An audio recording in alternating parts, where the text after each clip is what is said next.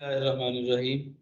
Today we are going to start with the next topic, that is the design of galvanized iron corrugated roofing sheets.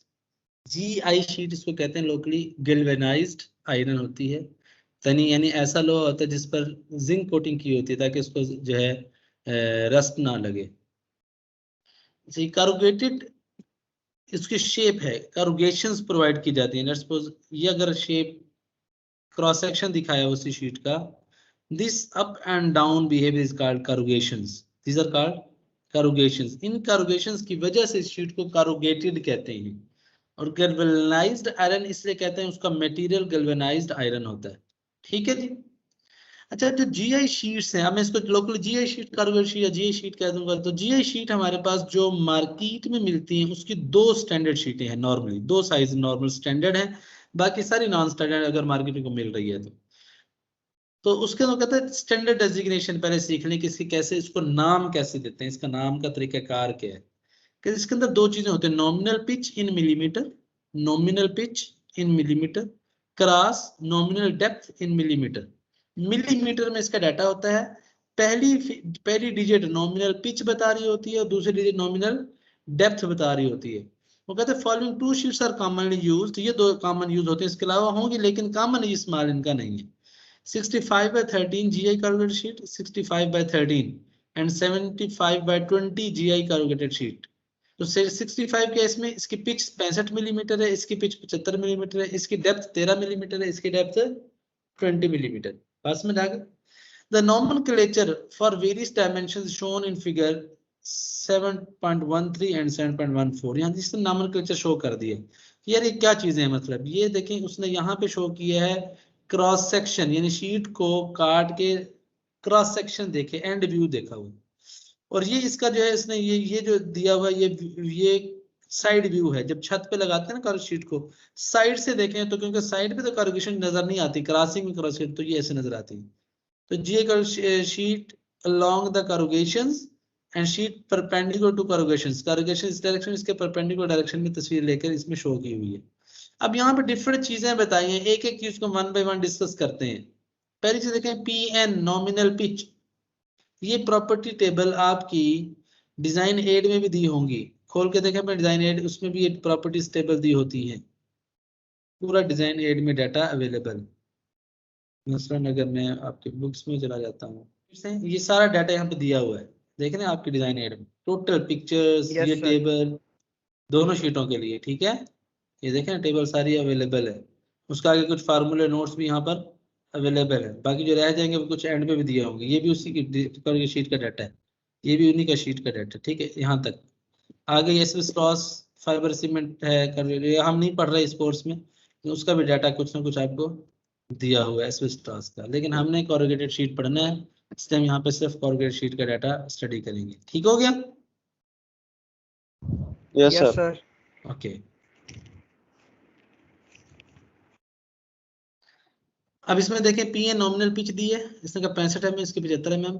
Actual pitch ये nominal है, actual pitch इन millimetre P इसकी 66 होती है, इसकी 73 होती है। DN nominal depth 13 और 20 है नाम के साथ, और एक्चुअल डेप्थ इसकी 13 है, उसकी 19 मिलीमीटर है। W total width of one sheet, एक विड्थ शीट की, एक शीट लें बाजार से, उसकी चौड़ाई कितनी होती है? चौड़ाई 700 मिलीमीटर होती है सारी, दोनों की चौड़ाई कितनी होती है? 700 मिलीमीटर।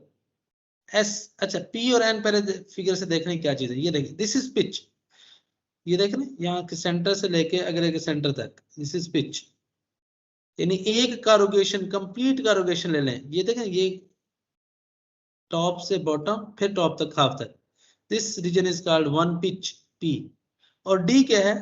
टॉप से बॉटम तक का टोटल डेप्थ, ये एक शीट की डेप्थ होगी ना, दिस इज D, डेप्थ समझ आ गई, डेप्थ। और ये क्या है? P। यहाँ तक क्लियर होगी बात? ओके, अगली चीज W विड्थ तो मैंने आपको बता दी कि टोटल जो शीट लेंगे इसकी एक चौड़ाई होगी और एक लंबाई होगी, एक थिकनेस होगी, तीन चीजें होती हैं, लंबाई, चौड़ाई और मोटाई। तो width W 700 millimetre, 700 millimetre. S side lapse in millimeter, 1.5 corrugations with fasteners placed at a maximum spacing of 300 millimetre in particular in perpendicular direction. वो कहते हैं इसका साइड लैप कितना देना है। साइड लैप कैसे होता है, देखें एक छत बना रहे हैं ना, आपने एक शीट रखी छत पर, दूसरी शीट चौड़ाई में साथ मिलाएंगे, लंबाई में भी मिलाएंगे, चौड़ाई में भी मिलाएंगे, दोनों तरफ मिलेंगे ना शीट है, तभी छत बनेगी ना।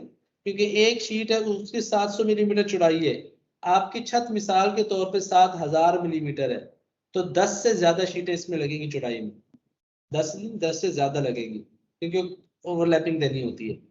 तो कहते हैं साइड पर शीट को मिलाते हैं, उसको कहते हैं साइड लैप। ये देखें फिगर में, उसने कहा ये एक शीट थी, देखें यहां से गौर से देखें, ये एक शीट, ये नीचे लाइन है, ये शीट है, ठीक है। इस पर ये दूसरी शीट ऊपर से ओवरलैप करा दी, इधर भी देखा दूसरी शीट ऊपर से ओवरलैप करा दी। जितना लैपिंग की है इस एज से लेकर इस एज तक, इसको कहते हैं साइड लैप। इसको क्या कहते हैं, साइड लैप। ठीक हो गया। साइड लैप कितना होता है, 1.5 कारोगेशन। ये देखें ये एक कारोगेशन, एक यहां से लेकर यहां तक एक कारोगेशन हो गई, यहां से लेकर यहां तक, जिसको हमने पिच कहा था, एक कारोगेशन। और ये आधी कारोगेशन, देख रहे हैं ये आधी कारोगेशन।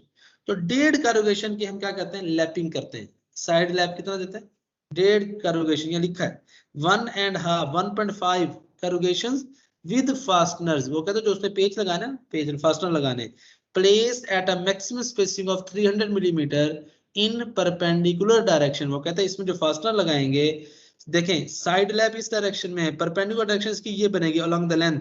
वो कहता है इसमें आपने फास्टनर लगाने हैं परपेंडिकुलर डायरेक्शन में, और फास्टनर का फासला कितना रखना है, ज्यादा से ज्यादा कितना रखना है, 300 मिलीमीटर। एक फास्टनर से दूसरे कितना फासला रखना है, 300 मिलीमीटर फास्टनर। तो फास्टनर यहाँ लगते हैं, यहाँ नहीं लगते, ये रीजन मैं बताऊंगा बाद में क्यों नहीं लगाते, यहाँ लगाते हैं यहाँ नहीं लगाते, रीजन है इसकी, फिर समझा दूं। यहाँ तक बात हो गई। अगली बात C, cover. Cover effective width covered by one sheet. वो कहते हैं देखें एक शीट है आपकी, मिसाल के तौर पे जो 700 मिलीमीटर की विड्थ की है ना, 700 मिलीमीटर विड्थ की है। वो कहते हैं जब आप, क्योंकि 1.5 कारोगेशन तो ओवरलैपिंग करनी है साथ और शीट में, तो इसका मतलब यह हुआ कि इसने इफेक्टिवली कितना छत कवर किया, आपकी छत बनाने में कितना मदद की है। अब दो शीटें, अगर मैं साथ दो शीटें चौड़ाई में जोड़ता हूँ, मैं कहता हूँ 700 मिलीमीटर की एक शीट है, दूसरी साथ तो 1400 मिलीमीटर विड्थ कवर होना चाहिए, ऐसा नहीं होता, ऐसा नहीं होता। कुछ शीटें हमारी कारोगेशंस में चली जाती हैं, कुछ शीटें किसमें चली जाती हैं, कारोगेशंस में चली जाती हैं।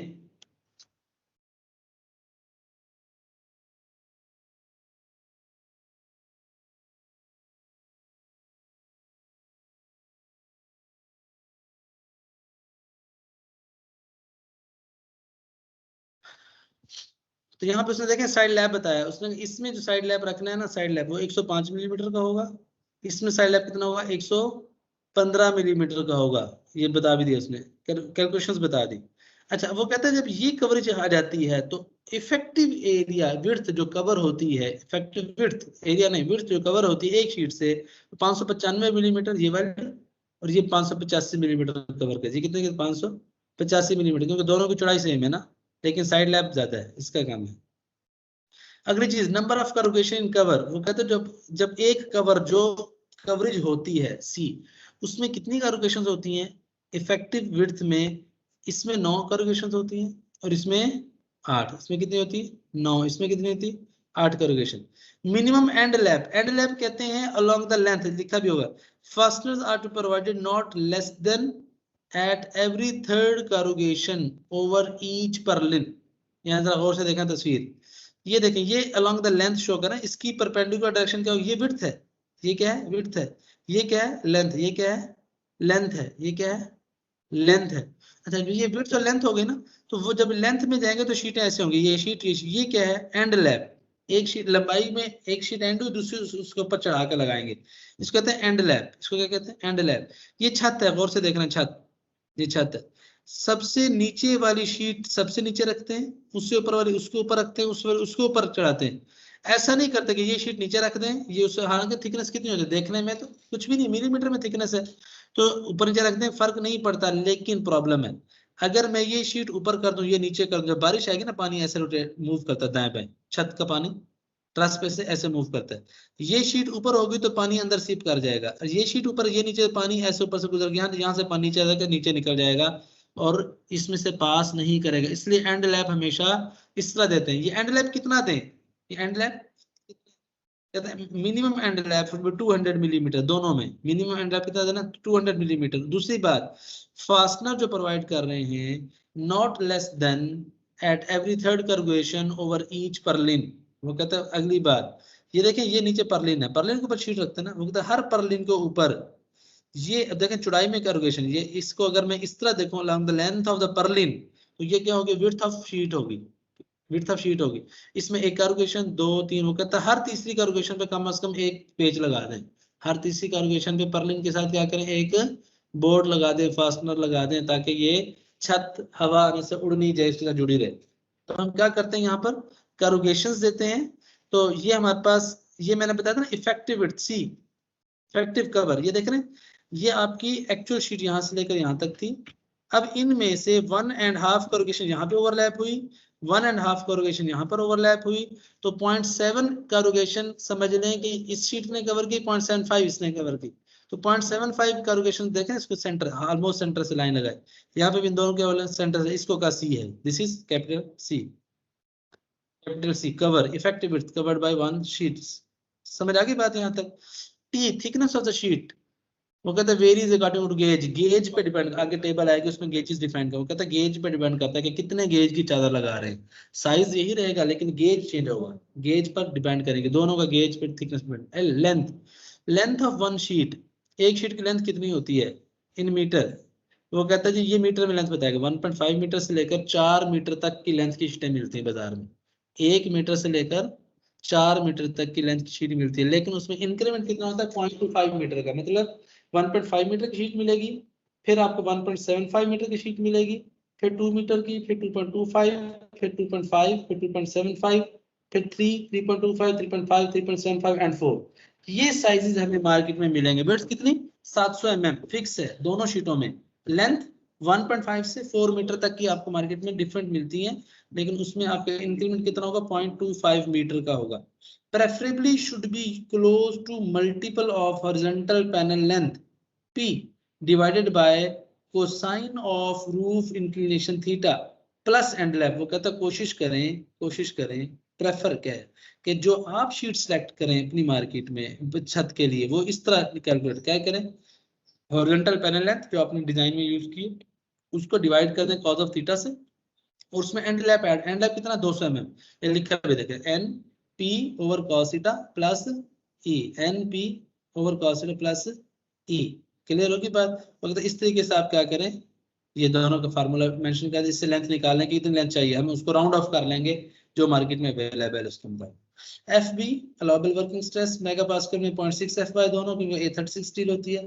Delta A maximum allowable deflection span over 90, span over 90, इस तरह हम निकालते हैं कितना डिफ्लेक्शन अलाउ, क्योंकि शीट है ना इसमें डिफ्लेक्शन होती है, स्लैब के तो स्लैब में क्रिटिकल डिफ्लेक्शन होती है, तो ये शीट भी एज ए स्लैब काम कर रही है, वन वे स्लैब, तो इसको क्या करेंगे इसकी डिफ्लेक्शन कैलकुलेट करके चेक करेंगे आया हमारी डिफ्लेक्शन एक्चुअल डिफ्लेक्शन अलाउबल से ज्यादा है कम है, अगर अलाउबल से कम है तो सेफ है, अदरवाइज अनसेफ है, हम उसको लिए कुछ करना पड़ेगा। तो स्पैन बाय 90 से डेल्टा अलाउबल निकालते हैं। अगर गौर से देखें ये टेबल दी हुई है गेजेस की, थिकनेसेस की, हमने कहा ना थिकनेस गेज से लेते हैं, हमारे पास जो ये कॉर्गेटेड शीट है, कॉर्गेटेड शीट डिफरेंट गेजेस की अवेलेबल होती है। देखें यूएस गेज 12 गेज 14 16 18 20 22 आगे भी होगा, ये देखें ये दूसरा 12 14 16 18 20 22 24 26 28 29 ये गेजेस अवेलेबल है।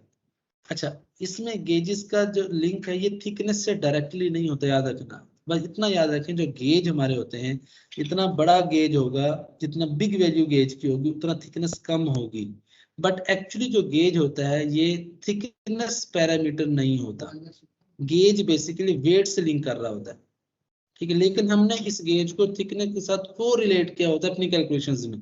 बाकी पैरामीटर नॉन है, यहाँ पे वेट भी दिया हुआ है, औंस पर स्क्वायर फीट, औंस पर स्क्वायर फीट, थिकनेस दी हुई है हर गेज की, वेट विदाउट लैब दिया हुआ है, प्रॉपर्टीज पर मीटर ऑफ कॉर्गेटेड विड्थ, ये एक मीटर विड्थ के लिए प्रॉपर्टीज हैं, एरिया आई और S, A moment of inertia and section modulus.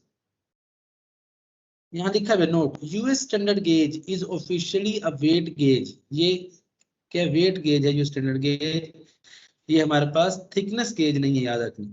US standard gauge is officially a weight gauge in ounces per square feet of flat sheet, अगर sheets flat हो हमारे पास कॉर्गेशन ना हो, flat sheet हो, उसके ounce वजन निकाल लें, 1 स्क्वायर फीट में कितने औंस गेज बता रहा हूँ। The approximate thickness is calculated by using the steel density 7.46 kgs per meter cube plus 2.5% allowance for average overrun in area and thickness. तो ये इस तरीके से हम क्या कहते हैं, कैलकुलेट करेंगे, थिकनेस डायरेक्ट ले लेते हैं। Smaller gauge always means more sheet thickness, less sheet thickness, पतली होंगी, थिन होंगी। गेज छोटा है, स्मॉलर गेज है, मोटी चादर होगी। अच्छा, maximum actual deflection due to live UDL, अब यहाँ पे उसने फार्मूला दे दिया, हम यहाँ से निकाल सकते हैं। अगर लाइव यूडीएल से हमने मैक्सिमम एक्चुअल डिफ्लेक्शन निकालनी, क्योंकि हमने डेल्टा अलाउबल का फार्मूला पढ़ लिया, स्पैन बाय 90, तो मैक्सिमम डिफ्लेक्शन कितनी है उसको कंपेयर करेंगे। फॉर सिंपली स्पोर्टेड शीट, ये आपने delta max theory of structure में पढ़ा हुआ है, थ्योरी ऑफ स्ट्रक्चर में, कि किस तरीके से डिफ्लेक्शंस निकालते हैं, तो उसके फार्मूले प्रॉपर्ली हम कराते हैं। लेकिन खैर इंजीनियरिंग वालों को तो नहीं कराते, सॉरी टेक्नोलॉजी वालों, इंजीनियरिंग वालों को कराते हैं। तो delta max equal to 0.013 WLP4 over ये डायरेक्टली फार्मूला हमारे पास है, डिजाइन एड में भी लिखा हुआ है, आप इससे डेल्टा मैक्स निकाल सकते हैं। सिंपल स्पोर्टेड शीट के लिए, for sheet with one end continuous considering some constraints at ends, तो ये फार्मूला ले लें। Sheet with one end continuous, ये फार्मूला ले लें। शीट पर 100 meter square of inclined roof area, अब ये उसने बताया कि नंबर ऑफ शीट कैसे निकालें। अगर हमारे पास 100 meter square inclined area roof area हो, 100 meter square inclined roof area हो, उसमें कितनी शीटें लगती हैं, ये कैलकुलेट करने का फार्मूला दिया। n100 पर 100 मीटर स्क्वायर इज इक्वल 10⁸ और WL minus SL plus EC, और इसका आंसर सेम ही आता है ऑलमोस्ट। कैलकुलेट करके हम दोनों फार्मूले से कैलकुलेट करेंगे, देखेंगे रिजल्ट सेम आता है।